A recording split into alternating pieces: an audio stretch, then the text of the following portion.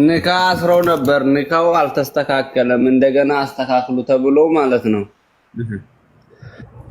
በፊት በሰጠው መሐር ማስተካከል ይቻላል ወይስ ሌላ መሐር መስጠት አለበት ማለት ነው? ብር እንደገና መስጠት አይጠበቅበትም። ኒካሁን የማስተካከል ስራ ብቻ ከሆነ መህር ችግር የለውም፣ አይሰጥም ከአንድ ጊዜ በላይ። እሺ ኦኬ፣ ጀዛከላህ ኸይር። አይወያኩ እሱ አሰላሙ አለይኩም። ወአለይኩም ሰላም ወራህመቱላህ። እንዴት ነህ ወንድሜ? ሰላም ሰላም አልሐምዱሊላህ። በሱ ጋር እናንፉ።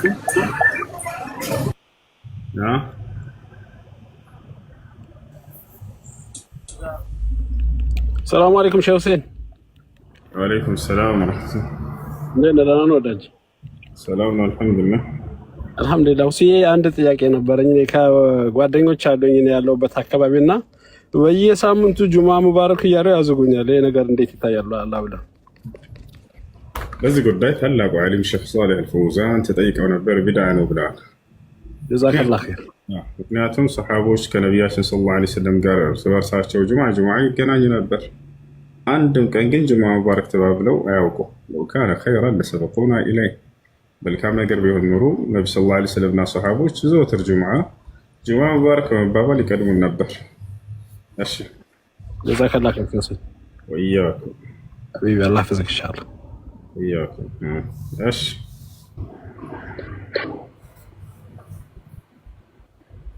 አሎ ወለካለው ጥያቄ አላችሁ? ከሌላችሁ ነንዝል ታሕት ጌታዬ እንውረድ። ነዝሉሁም ታሕት ብስርዓ። አለይኩም ሰላም ወረሕመቱላሂ ወበረካቱ። ሁሱ እኔ ጥያቄ ነው። ቁርአን እሰማለሁኝ በኢርፎን ማለት ነው። እየሰማሁኝ ሽንት ቤት እገባለሁኝ። እንዴት ይታያል? ማለት ኢርፎኑ ጆሮዬ ላይ እንዳለ አይቻልም። ሽንት ቤት ውስጥ የአላህ ቃል ሊነበብ አይገባም። ምንም እንኳን ቁርአን ውጭ ቢሆንም በጆሮሽ እየሰማህ ነው ውስጥ ሆናችሁ። ስትገቡ ጊዜ ፓዝ አድርጉት፣ አቋርጡት። ውጭ ላይ ያስቀምጣችሁት ከቁርአኑ በትሄዱ ምናልባት ውስጥ ላይ ሆናችሁ ማዳመጥ ችግር የለውም። ኤርፎን ይዛችሁን እዛው እንዳትገቡ። በአጠቃላይ አይቻልም። እሺ የአላህ ስብሐነሁ ወተዓላ ቃል በሽንት ቤት ውስጥ እንዲቀራ ማድረግ አይሆንም፣ አይቻልም። እሺ እሱ አመሰግናለሁ። ሰላም አለይኩም ሁሴን። ወአለይኩም ሰላም። እንዴት ናችሁ? ሰላም ነው አልሐምዱሊላህ። እኔ እንኳን መጽሐፍ ቅዱስ ላይ ነበር አንድ አግሪመንት ያነሳሉ ከቁርአን ውጪ ቁርአን ያላህ ቃል መሆኑን ማስረጃ ስትሆነ ይሄን ብትሄድበት። ይሄ በራሳቸው እጅ መያዝ ነው፣ በራሳቸው ወጥመድ መጥለፍ ነው። ክርስቲያኖች ብዙ ጊዜ ጥያቄ ጠይቁና ከቁርአን አንፈልግም ይላሉ። ለምን እንደሆነ ታውቃላችሁ? አንደኛ ቁርአን ውስጥ መልሱ እንዳለ ስለሚያውቁ። ጠይቀኝ ስለ እስልምና ጥያቄ በቁርአንና በሐዲስ ውስጥ የማይገኝ በፍጹም አታገኝም። እንዳለ ያውቃሉ መልሱ። እኛ ግን የእምነቶቻቸው መሰረት የሚባሉትን ከመጽሐፋቸው ጠይቀናቸው መልስ የለውም፣ መልስ የለውም። ከመጽሐፋቸው ውጭ አምጣ እንላቸው፣ እዛ መጽሐፍ ውስጥ ነው። እኛ ሲጠይቁ ግን ጥያቄ ጠይቁና ግን ከቁርአንና ከሐዲስ አልፈልግም። አንዳንዴ ይመርጣሉ። እኔ ከቁርአን ነው የምፈልገው ከሐዲስ አልፈልግም። አያቸዋል ሐዲስ ውስጥ ያ ነገር እንዳለ ስለሚያውቁ ይሄ ልታውቁ ይገባል። ሁለተኛ በራሳቸው መያዝ ነው። ለምሳሌ ሙሴ ነብይ ለመሆኑ ከእርሱ በፊት የነበረ አንድ ነብይ የመሰከረለት ስጠኝ በሉት። ከብሉይ ኪዳን ውጭ ከዛ በፊት አንዲት መጽሐፍ አያመጡ። እንደው ከመጽሐፍ ቅዱስ ውጭ የሚሆን ነብይ መሆኑን የተናገረ አንድ ስጠኝ ከዚያ በፊት ከነበሩ ሰዎች የለም እና አያስኬድም። እንዲህ አይነት ንግግር ጥያቄ ከጠየቀ ከቁርአንና ከሐዲስ ሃይማኖታዊ ጥያቄ ሙስሊሞች ጋር መጥቶ ከጠየቀ መጽሐፋችሁ ላይ ያለ ነገር ነው ጠይቃለሁ። ከዛ ውጭ እንጠይቃቸው ይሄ እምነት አልባ ሆነና እና የዛኔ ትጠይቀናለህ በሉት። የእምነት ባለቤት ሆኖ መጽሐፍን ይዞ እንዴት ነው ልክ እንደ እምነት አልባ ሰው ሆኖ መጥቶ ቢጠይቅ? እምነት የሌላቸው ሰዎች ቢጠይቁ ችግር የለም። እና ይህ ነው። እሺ በቁርአንና በሐዲስ ተሟገቷቸው፣ በእምነታቸው እንትን በሏቸው። እነሱንም በእምነታቸው መሰረት አድርጋቸው አስረዷቸው። እሱ ነው እሺ አንድ ልጨምሩ ነው እንትን ቁርአን ላይ ለምሳሌ ነብዩ መሐመድ አለይሂ ሰላቱ ወሰላም ላይ አላህን ግልጽ አናግረውታል ወይ የሚለውን ቦታ ብትጠቁመኝ።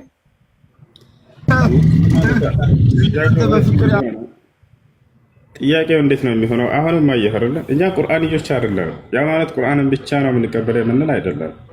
እኛ ቁርአንና ሐዲስን የምንቀበል ነው። ቁርአንና ሐዲስ ከአላህ ሱብሓነሁ ወተዓላ ዘንድ የሆኑ ናቸው። ቁርአን ቃሉን መልእክቱን ከአላህ ነው። ሐዲስ መልእክቱ ከአላህ ዘንድ ነው። ቃሉን ግን አላህ ሳይሆን ነብዩ ሰለላሁ ዐለይሂ ወሰለም ናቸው እንዲናገሩ የተደረጉት። ያን መልእክት ግን ሐዲስን ከራሳቸው አመንጭተው ነው ወይ? አይደለም፣ ከአላህ ሱብሓነሁ ወተዓላ ዘንድ ነው። ይሄን ራሱ ቁርአን ይመሰክራል። ወማ የንጢቁ ዐኒል ሀዋ ኢን ሁወ ኢላ ወሕዩን ዩሓ ይላል። ሙሐመድ ከራሱ አንዳችን አይናገርም። ሙሐመድ የሚናገረው ከእኔ የሚተላለፍለትን ራእይ ብቻ ነው ይላል። አያችሁ፣ ከንግግሮቹ መካከል ሐዲስ ቀውሉሁ ዐለይሂ ሰላቱ ወሰላም ንግግራቸው ከአላህ ስብሐነ ወተዓላ ዘንድ ነው። ስለዚህ ጥያቄው እንዴት ነው የሚሆነው? አላህ ነቢዩ ሙሐመድን አናግሯቸዋል ወይ? በቀጥታ ሰለላሁ ዐለይሂ ወሰለም። አዎ በቀጥታ አናግሯቸዋል። በቁርአን ላይ ያመላክታል። ፈአውሓ ኢላ ዐብዲሂ ማ አውሓ ይላል። ወደ ባሪያዬ ማስተላለፈውንም ማስተላለፍኩኝ ይላል። ምንድን ነው ፈአውሓ ኢላ ዐብዲሂ ማ አውሓ የተባለው ሲባል ሐዲስ ላይ ነቢያችን ሰለላሁ ዐለይሂ ወሰለም ቃል በቃል ከአላህ ጋር ሊገናኙ በሄዱበት ጊዜ ፈአውሓ ኢለየ ማ አውሓ አሉ። ቀጥታ ህግ አለ ቁርአን ላይ ያለው። አላህም ወደ እኔ የሚያስተላልፈውን መልእክት አስተላለፈ አሉ። ምንድን ነው የተላለፈላቸው ከተባለ ሰባቱን ሰማያት አድርገው በሄዱ ጊዜ ያ ሙሐመድ እያለ ያናገራቸው መልእክት ነው። ሙሐመድ ሆይ እያለ በቀንና በሌሊት 5 አውቃት ሶላት በአንተና በትውልዶችህ ላይ ግዴታ አድርጌያለሁ። እነዚህን ለሰገደ ሰው 50 ሶላት እንደሰገደ አድርጌ እንዳሁን ይይዝለታለሁ እያለ የተናገረው ማለት ነው። ያ ሙሐመድ هذه 5 صلوات في اليوم والليلة فمن أداهن فهي يعني مثل 50 صلاة أو كما قال النبي عليه الصلاة والسلام. ይህ ነው ሶሒህ ሙስሊም 162 ላይ ታገኙታላችሁ። አላህ ሱብሓነሁ ወተዓላ ነብዩ ሰለላሁ ዐለይሂ ወሰለም በቀጥታ እንዳናገራቸው እዚያ ጋር ተገልጿል። የትኛው ቁርአን አንቀጽ ነው ይህን የሚያመላክተው ከቁርአን እስከተባለ ሱረቱ ነጅም ላይ ፈአውሓ ኢላ ዐብዲሂ ማ አውሓ የሚለው። እሺ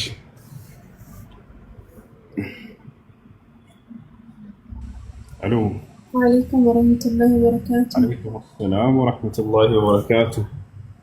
ሰላም ነው፣ እንዴት ናችሁ? አልሐምዱሊላህ ደህና ነኝ።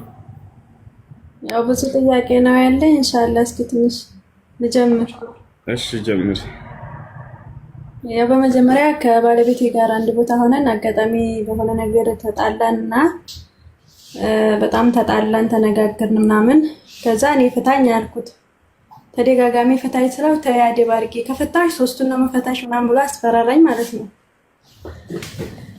ከዛ ያው እንደዛ እያለ ቀጠለና ነገሩ እኔም ፍታኝ የሚለውን ቀጠልኩበት። ከዛ ፈትቼሻለሁ አለኝ። ከዛ ስጠይቀው 3ቱንም ነው ወይ ስለው ጸጥ አለኝ ማለት ነው። መልስ አልሰጠኝም። ከዛ ወዲያው ሳይቆይ መልሼሻለሁ አለኝ ማለት ነው። ስለዚህ አንድ ነበር የፈታው። ስለዚህ ኒካህ ተመልሷል። እሺ ጀዛከላህ። ሌላ ደግሞ አባቴ ሟች ነበርና የሮመዳን አልጾመም ነበር በህመም ምክንያት። ከዛ ሞተ እና እኛ ሀገር ያው ሰደቃ ምናምን እየተባለ በ7 እና በ4 ወር ምናምን ሰደቃ ይደረጋልና እኔ እዛ ነበርኩ በቦታው። በ4 ወሩ እንደዛ ሰደቃ ሲበላ ለጾሙ ይሆንለታል? ለምን ለጾሙ ያለበትን ቀዳ አያወጣም። እሱ ያለበትን ቀዳ ነቢያችን ሰለላሁ ዐለይሂ ወሰለም መን ማተ ወዐለይሂ ቀዳ ሷመ ዐንሁ ወልዩሁ ነው ያሉት። የረመዳን ቀዳ ያለበት ሳይጾም የሞተ ሰው ቤተሰቦቹ ይጾሙለት ብላል። እናንተ ያንን ተከፋፍላችሁ መጾም አለባችሁ፣ ወይንም አንቺ ብቻሽን ወይንም ወንድም እህቶች ተባብራችሁ